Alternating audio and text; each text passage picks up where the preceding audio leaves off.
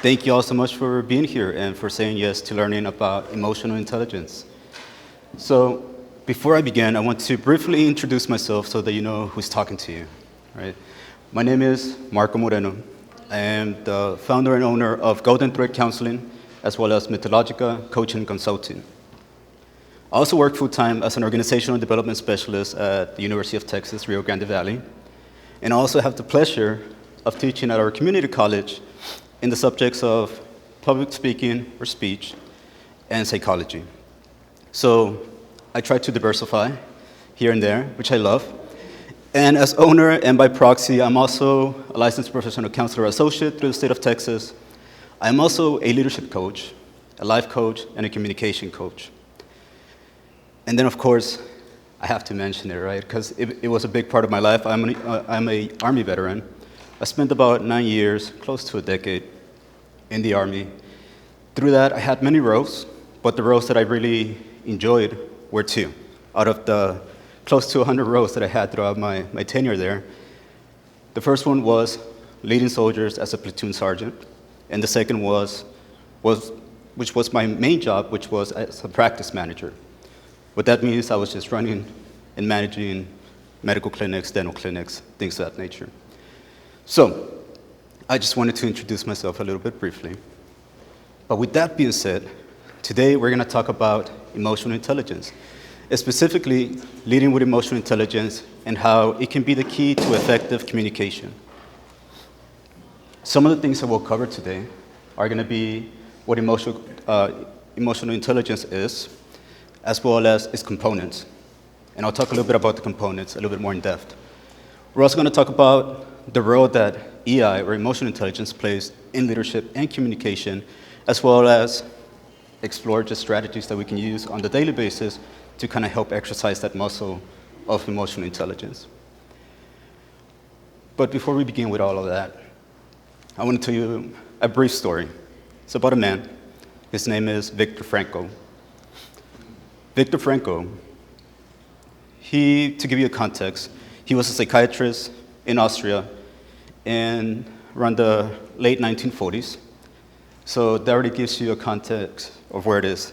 Cultural background, he was a Jew, right? So Nazi times came around. During that time, Viktor Frankl, he was the head of psychiatry at the Hospital of Vienna. So that being said, he had protection, which meant Nazis wouldn't be touching him, but they would be touching his family.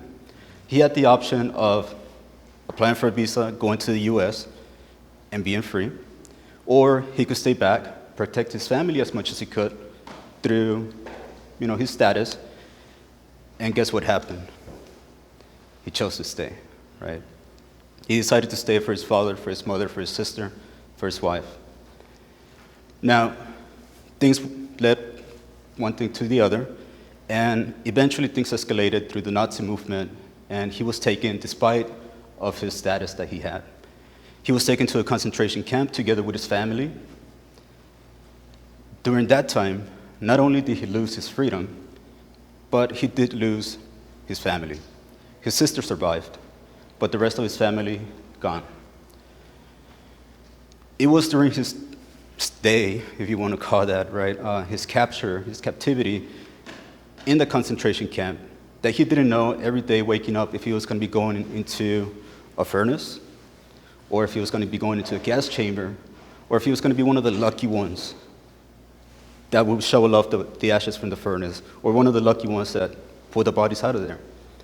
And it was during one of the moments that he was being tortured that he realized something.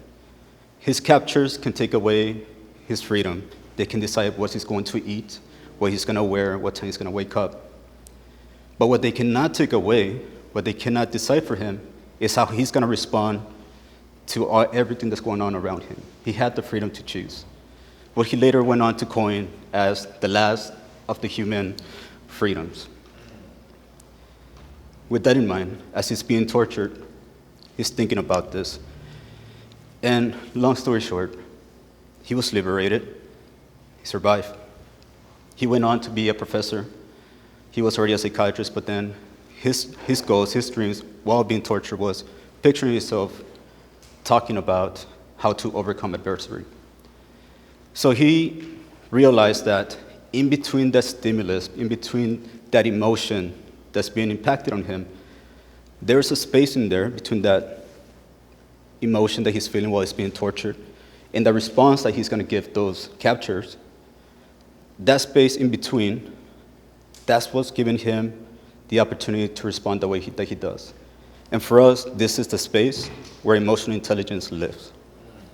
Emotional intelligence is several things. What exactly is it? Well, for one, emotional intelligence is the ability to recognize, understand, and manage your emotions. But not just your emotions, but also the emotions of others.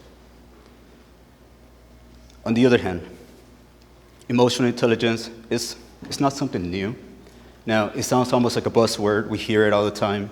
We hear it, maybe we saw it on a LinkedIn post, or maybe we heard it from a friend, or maybe we heard it in places like this. The truth is, emotional intelligence has been around for millennia, and I'll explain in a little bit later how.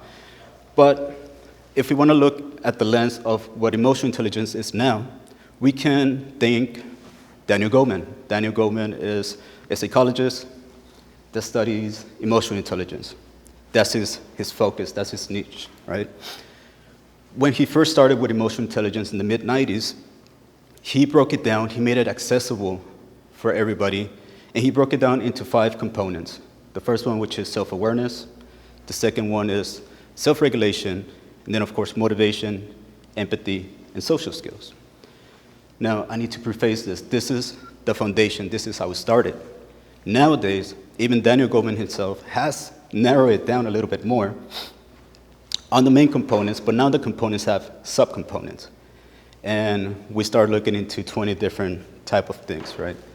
For the sake of simplicity, we're going to look at the foundation, these 5, right? The original 5. And we're going to see how they apply in our lives and what we can do with them when we're leading others, when we're running our business, when we're engaging with our customers. So, why do entrepreneurs or leaders alike, why do we need emotional intelligence? For one, it's going to enhance your leadership. It's going to build resiliency. It's going to improve decision-making and trust. And then, of course, it's going to drive communication. That's a given. The key here is the first one, leadership. Leadership is kind of hard to describe sometimes. It can be all-encompassing, right? If you can think about what leadership is in one word, could you do that? Maybe you can narrow it down in a couple of words, or maybe you find one word, but it's really going to cover the whole spectrum of leadership. It's kind of hard, because being a leader is not just being nice, or it's not just about being smart. It's a lot of things put together, and that creates emotional intelligence. It creates executive presence. It leads to a lot of things. But through leadership itself, and I just had a flashback, right? As I'm talking about leadership and the definition, in the Army, right, we have to go to boards, right, to get promotions, etc. And they always ask, what is the definition of leadership?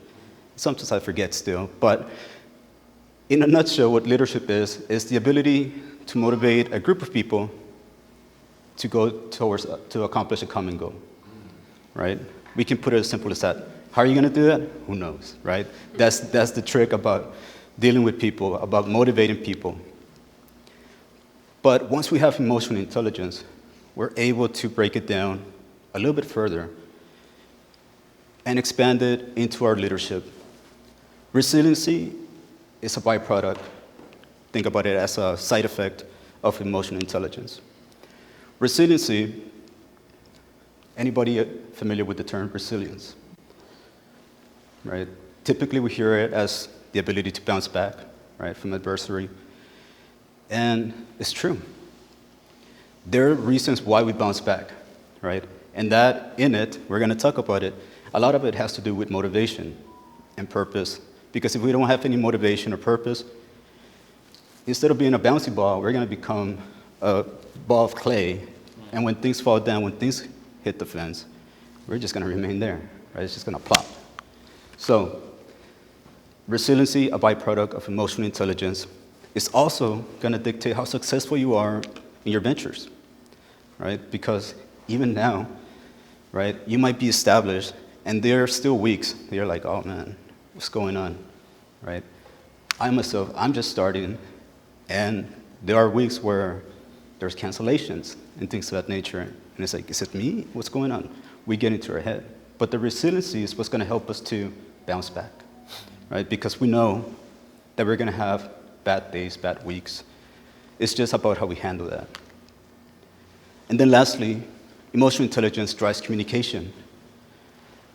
As we go through it, you're going to see why. Communication and collaboration is a must. In my work in organizational development, whenever we go to consult with a department or a division about something change management-wise, it all falls back to communication, right? Either some type of break-in in communication somewhere down the line, or communicating too aggressively, or not communicating at all, right? Stonewalling. That affects people. So emotional intelligence is going to lead us to be better communicators. These are the 5 components of emotional intelligence that I mentioned at the beginning. So let's kind of jump into those a little bit more. First, we have self-awareness. Self-awareness is the ability to recognize your emotions. It's the ability to understand what impacts you. It's the ability to understand your triggers and your patterns. But if you're going to take anything from here is recognizing your emotions. And it's not just about understanding, oh, I'm feeling really frustrated today. It's understanding why, right? It's not just about, today I'm really mad. Okay, why, right? That's the key there. Ask yourself, why am I mad? Once you ask yourself, why am I mad? You're going to reflect. Self-reflection, right? You're starting to become aware of what's happening around you. What is it that is affecting you that's making you feel a certain way? Studies show that self-awareness itself is foundational for all the other core components to be able to be sharpened, right, to be worked. Without being self-aware, it's really hard to improve on self-regulation. It's really hard to improve our motivation. So at the foundation, self-awareness is key. I have here at the bottom self-awareness as being in tune with what you're feeling and why. So always ask yourself why. And as we're going through, and they're going to sound so simple as we're going through, but I want you to kind of think about how it might show up in your day. Maybe some days it's like, oh, maybe today you were upset. Or maybe you were happy, right? It's not always about the bad things. Let's be clear about that. It's also about the good things. So because if we're able to reflect on the good things, then guess what? We can keep doing that, right? If something is working, keep doing it. If something is messed up, take a step back, what's going on, and try to address it. On the other hand, self-regulation. Self-regulation, this is the pause between the feeling and action. Remember Franco? Self-regulation is when we identify, I'm frustrated. Why? Because the customer was yelling at me over the phone.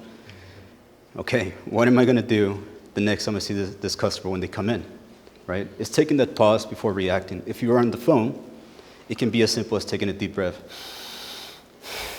Cliche, I know, right? But it really works for 2 reasons. One, you're creating space, right? You're creating more timing to think about what you're going to say. 2, oxygen going in, especially a deep breath, right? It just naturally, physiologically, it starts to decrease your heart rate, right? It's a way to kind of trick the mind, the brain, to tell the heart, hey, slow down, we have enough oxygen. You need to chill, we need to conserve the oxygen, right?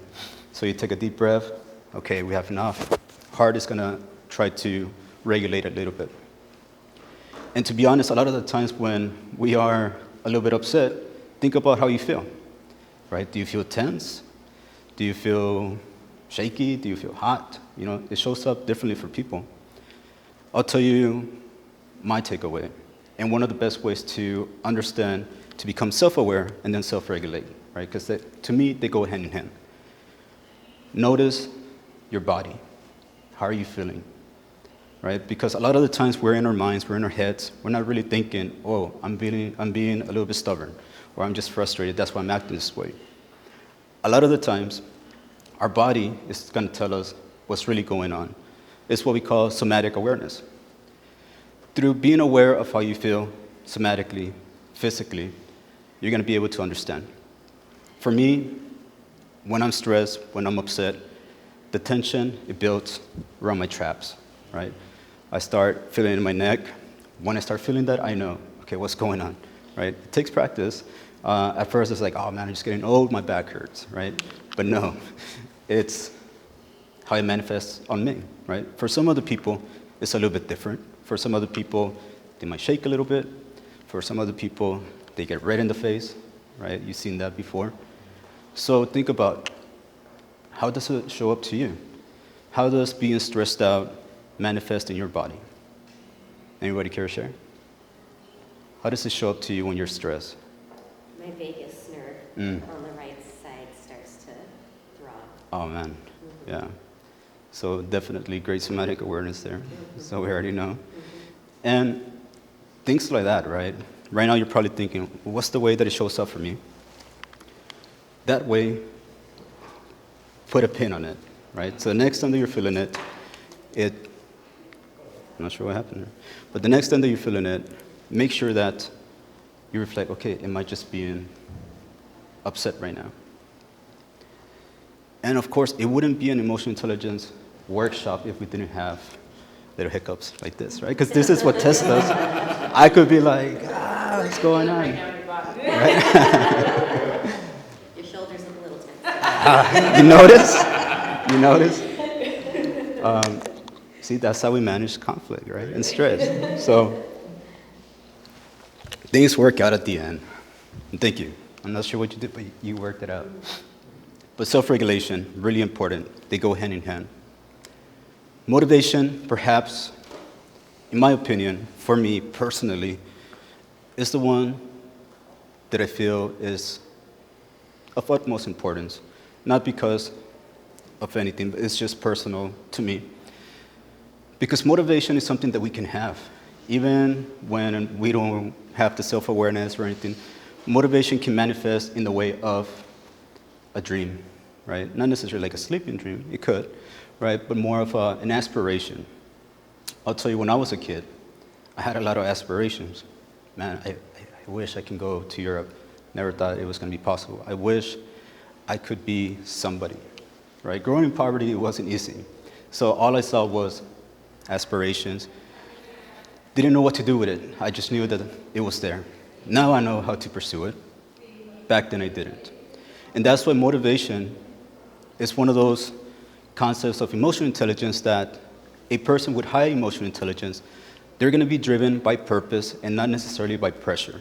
What does that mean? They're going to be motivated by intrinsic motivation, internal motivation, as opposed to external motivators. External motivators are great. Trust me, they are. An external motivator can be something as simple as a paycheck, right? Getting paid feels good. So let me take you back a little bit, right? Let's take a step back before I explain a little bit more motivation and that paycheck. A lot of the times, when it comes down to our aspirations, what we want to do, we think that success looks like having a big house, being a doctor, going to law school, having an MBA. And the truth is, IQ and EQ, emotional intelligence, right? They go hand in hand, but through research it has been shown that IQ, which is our intelligence, it plateaus at one point in life, right? It can be anywhere from 16 to 25 years old. It just depends on the person, I guess, or the research that you read. But nonetheless, it plateaus. It doesn't mean that it doesn't increase a little bit. It just means that it doesn't get too much higher after that age. It doesn't mean, again, that you cannot learn. You can still learn new things. But for cognition-wise, it plateaus. EQ can be worked every day, daily. It can be increased. Think about it as a muscle. Now, why does it matter? Thinking about success, how it looks like. Well, in order to be successful, we think, I need to go to medical school. I need to go to law school. I need to do this, right? Because that's what our parents said, because that's what society said, right? That was the thing to do. And when we get to that point, we typically start to pursue that, right? Because it's like, well, I guess that's what I'm supposed to do. The reality is, people that go to medical school and so on, it has been shown that in order to be successful in that, you need to be at least one standard deviation above the average in intelligence. So in order to successfully complete an MBA program, engineering school, etc., typically you are one standard deviation above the average, so you're great, right? In your community, at your school, you're the cream of the crop. You're the best, right? You're among the top. What happens when the medical doctor or that lawyer gets their first job and they go to the law firm? Who else works there? All the lawyers, all the other ones. All the other lawyers, exactly. So you go from being the top to being average, right? Sounds bad, but everybody else around you, they're at the same level of intelligence as you, right? Now you're gonna have those outliers, those people that are highly intelligent, the geniuses, right? And then you're gonna have some people that are gonna wonder, how did they make it through law school, right? So you're gonna have both ends of the spectrum. But nonetheless, on the average, it's all gonna be leveled out. So how do you make it better, right? How do you stand out from the rest? That's where emotional intelligence comes in. Emotional intelligence, through research, has been shown that not only are you gonna be more successful at your job, but you're also gonna be more successful in life. And I mean, who wouldn't want that, right? It's a win-win. When it comes down to motivation, if we think about the external motivators that pay, we think about that doctor, right? That doctor's gonna go to work, they probably got their first job at a pretty good hospital, they're getting paid good enough. Once they get paid, basically feels good, right? Think about your first paycheck, it feels awesome getting that first paycheck. Now, 2 months in, it feels great. A year in, it became a lifestyle. A year and a half to 2, it became the norm, right? So that external motivator, the pay, it wasn't motivating enough. So either you try to find a different external motivator. In this case, it could be maintaining the job so you can maintain the lifestyle that you just sought. But that's another external motivator. And then it becomes just a chore to do, right? It's like, I just gotta go to work now to maintain the bills. When we really start making the impact is when we make that motivation internally, when we define the purpose of what we do, but not just identifying the purpose, but assigning meaning to that purpose. So, and I'll tell you, I just recently had a coaching conversation, and I thought it was the perfect example. I have talking to a department head at a hospital. They're mentioning that basically they want the best for their hospital, right? They need to hit all the numbers because they want to make sure that they're able to give raises to other people. They want to make sure that they hit the numbers so that everything looks good. But most importantly for her is, I need to make sure that we do all this so that we can provide the best patient satisfaction, right? So her purpose was, I need to do all this so that my patients are happy, so that they're healthy. That was her purpose. But then she went further. The reason I want that is because these are the people that I live with. They're people from my community. They're people that I go to church with. So that was her meaning. She assigned meaning to her purpose. And for her, that's a driver. That's what keeps her, despite all the setbacks, despite all the pushback that she gets, she's motivated because she wants to do what's best for her community, and that's meaningful. So think about what you do. Why do you do it? Why did you start? Do you just land there by accident? Are you enjoying it? Do you have a purpose to it? No matter what it is that you do, if you're able to assign a purpose, okay, I want to treat individuals in mental health, right? Because I want them to be healthy individuals, happy.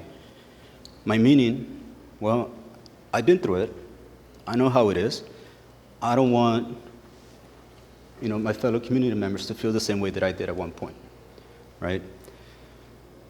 It's just addressing that internal motivation, because if you have that, it's going to keep you going. It's that internal fire that doesn't turn off. You just got to, keep venting it a little bit. But at the end, emotionally intelligent people, they're not just chasing the results, they're connected to the purpose. Remember that. If there's anything you're going to take away from today, remember, what is your purpose? Because from there, you can kind of build up. These last two, empathy and social skills, these are the leading others, right? The first three, the self-awareness, self-regulation, and motivation, those are all about leading yourself. This is about how you lead yourself. This last two is about how we lead others. Through empathy, we're able to understand the perspectives of others. We're able to listen with intent, to listen to understand. And we're also able to create a safe and inclusive space. Now, empathy, to me, that's the human superpower, right? That is how we create relationships, that's how we create trust. And let me tell you how. Typically, when we hear about empathy, what's a typical definition that you hear about empathy? Anybody? Empathy. Yes. Having the ability to put yourself in someone else's shoes. Exactly. Yeah. And I love that, right? It's almost on par with trying to see their perspectives, what it's trying to get to. Now, sometimes, just sometimes, those shoes are too big, or they might be too tight, or maybe we just don't fit into them. And that's just because we're not able to understand exactly how the other person might feel, right? We can look at it through a philosophical lens, and we'll say, well, it's phenomenology. We can't really experience what the other person is experiencing, and true. But one thing that I want you to take away from empathy is that empathy just means holding that space for somebody, just being there. Whether that be just through your presence, whether that be through asking clarification questions as they're talking to you about how bad their day was or why they're upset. If you're not feeling or you're not agreeing with what they're saying, you don't have to disagree. You just validate. I can see why that's frustrating. You're not agreeing. You're just validating. I can see how that can be frustrating. It goes a long way. Being able to just hold that space and just let them know, I get it. It's tough. Another key here is the delivery is everything, right? So you can say, I get it. Or you can say, yeah, I get it, right? Different tones, same thing, but it can be misinterpreted. But empathy itself, this is the foundation for trust. And if you're going to have individuals following you, if you're going to have individuals working for you, they need to trust you. Because if not, guess what? They're going to leave, right? At one point or the other. That external motivator is only going to last so long. So in order to create that connection, to maintain the momentum going with your staff, with your employees, co-founders, etc., we need to have empathy. Social skills, this is where it all culminates. This is where self-awareness to all the way to empathy kind of comes together. And this is where we actually apply it in action. This is how we communicate clearly, through asking those reflective questions when we're trying to listen to understand. This is how we're able to clearly define exactly what we want after we became self-aware, after we reflected and took a step back to make sure that we didn't scream or said the wrong thing. Sometimes it's happened where we say the wrong thing, and what do we try to do? We're trying to grab it, but there's nothing to grab, right? It's gone. It's in the air. So social skills is the ability to resolve conflicts gracefully. Gracefully, right? That's the key there. With grace, is being able to be that mediator for your team, or is the ability to resolve conflict on a one-on-one during a crucial conversation. Because those are always difficult to have. But if you have empathy, if you're self-aware, and more importantly, you're able to self-regulate during a crucial conversation, it's going to be meaningful, right? At the very least, you'll understand what they're feeling, and you'll get to say what you need from them. And lastly, social skills is how we influence and lead with impact. This is what we do to have others follow us. Influence, I sometimes don't like the word because it sounds kind of manipulative, right? Like you're trying to persuade somebody to do something. And there are darker sides, right? I guess there's dark psychology out there. But influence is how we able to motivate others, right? People, especially if you have that motivation, people are going to want to follow that, right? If you come in with the good energy, if you come in with, the enthusiasm, the empathy, the clarity, the compassion, people are going to want to follow that energy, your energy. So I would say, be that source of energy for them. Now we have blue screen, but You just have to move the mouse. you just kind of hit it. Yeah, hit the space. There you go. I guess it just falls asleep. Yeah, hit space. See, I knew that degree in IT would come in handy, right? So, just briefly, we won't go in depth to this case studies, but we have on first one, Zappos. Anybody heard of Zappos? Right? They used to be an online shoe store, I guess you can call them, right? They were the Amazon of shoes, basically. Now, Tony Hsieh, I know that's how you say it. I Googled it. And Tony Hsieh, he built Zappos on the foundation of culture, which was built on emotional connection. In other words, his main goal was to make sure that him and his staff were able to provide the best customer service ever, right? That's how I heard about Zappos. I was overseas looking for some shoes. A friend comes in, just order from Zappos. If you don't like them, you just return, no questions asked.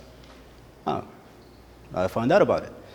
But for him, he knew that in order to get his crew to be able to provide that type of level of customer satisfaction, he knew that he had to invest in emotional intelligence. And he made it a point, he made it a purpose. His trainings dealt with stability in the workplace, to understanding, self-awareness, trust, change management, etc. He invested greatly on that, and the dividends paid off, right? That's what the company was known for, and it was successful. Successful enough that Jeff Bezos came in and was like, hey, let me buy Zappos from you. Hsieh said, with only one condition: you don't change my framework of customer satisfaction. Amazon was like, you got it. And the rest was history, and now we don't know about Zappos, right? Because Amazon bought them. But at the end of the day, through his work, he was able to create high employee engagement, which led to lower turnovers, which in change led to outstanding customer satisfaction. He had a vision.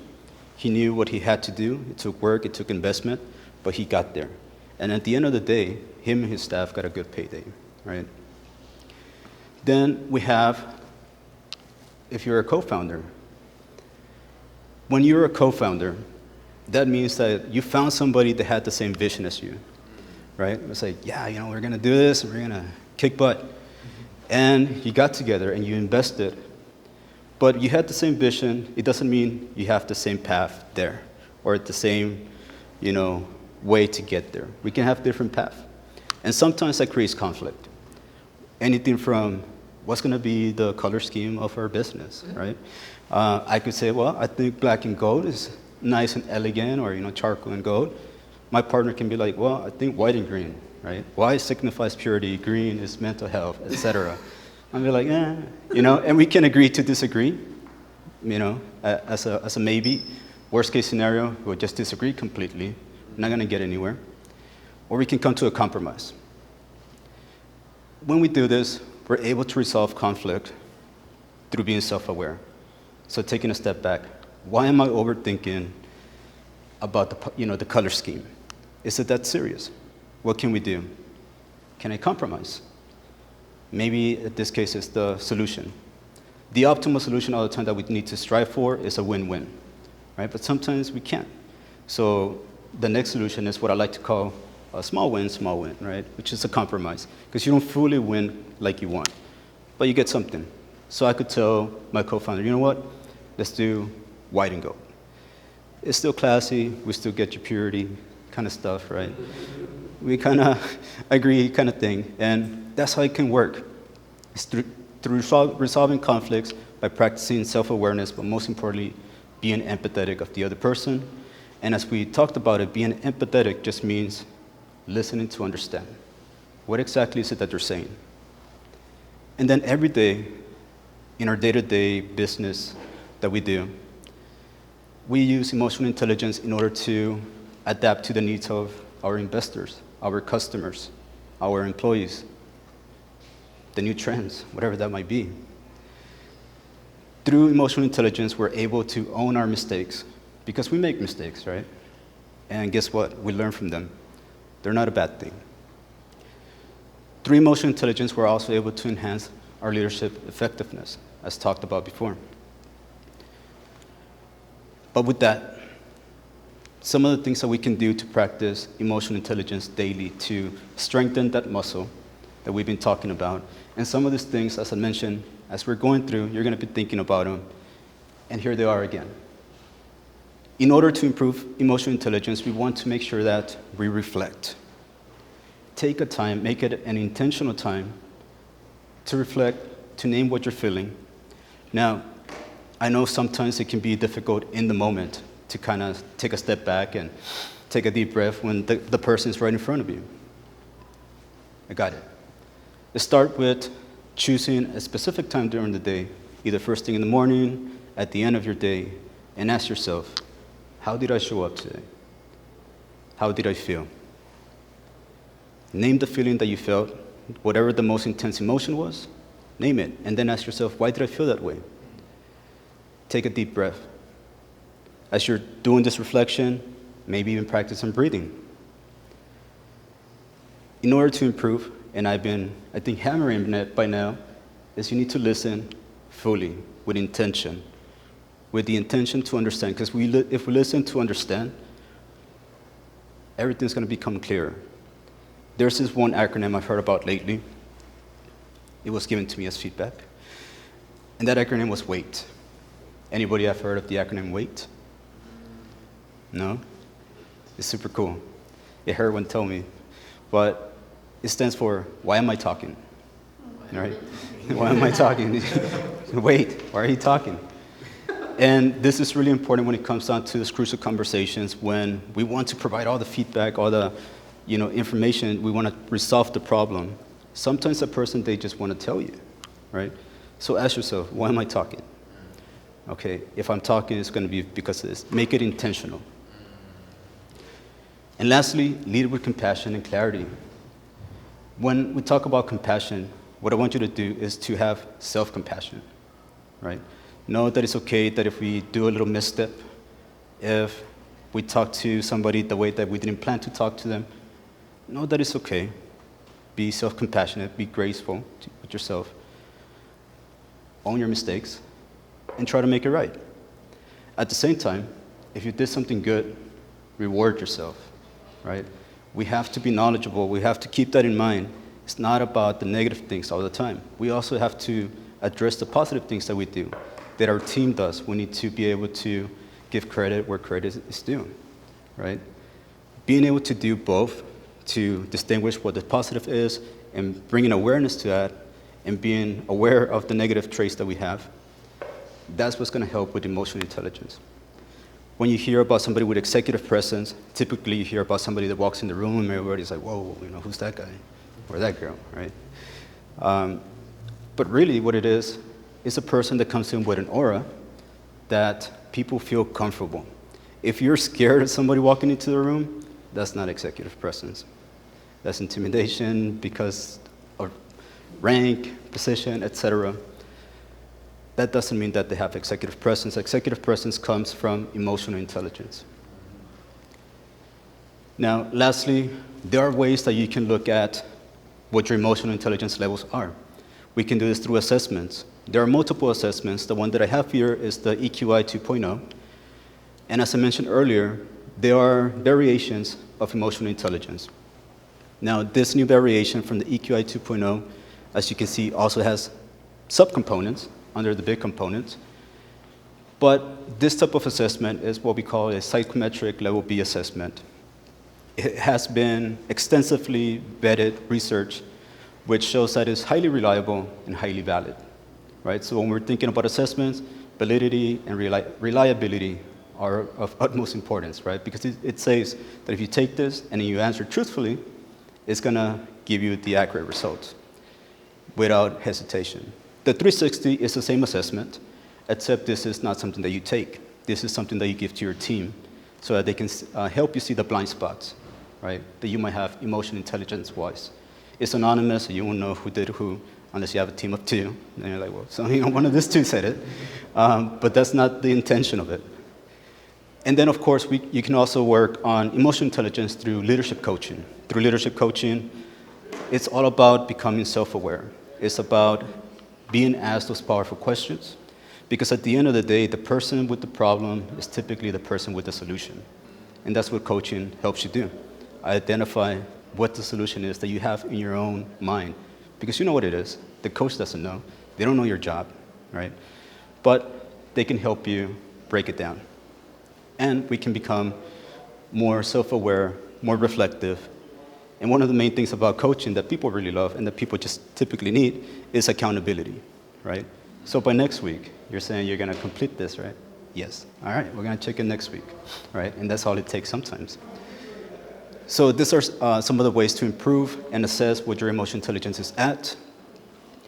This, I'm not gonna go through the whole thing, right? But I do want you to reflect on this one.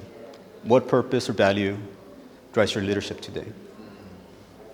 What's the motivation? What's the meaning of the things that you do? And then take this one away at the end. What's one small step that you can take this week to lead with more emotional intelligence? What is something that you can do? Now, you don't have to answer that, but I do want you to take it with you. What is something I can do to start working on my emotional intelligence?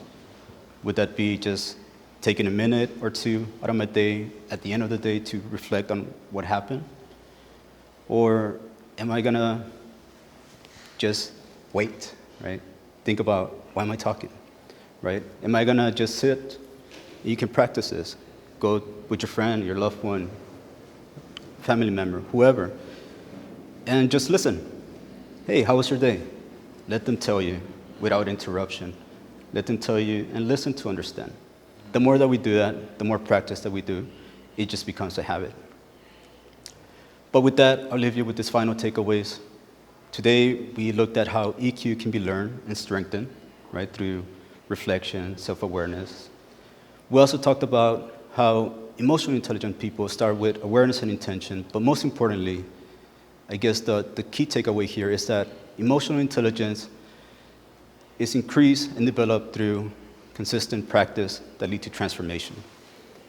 You are here because you're trying to self-actualize. You're trying to become a better version of yourself, whatever that might be. So do that. Lead with intention.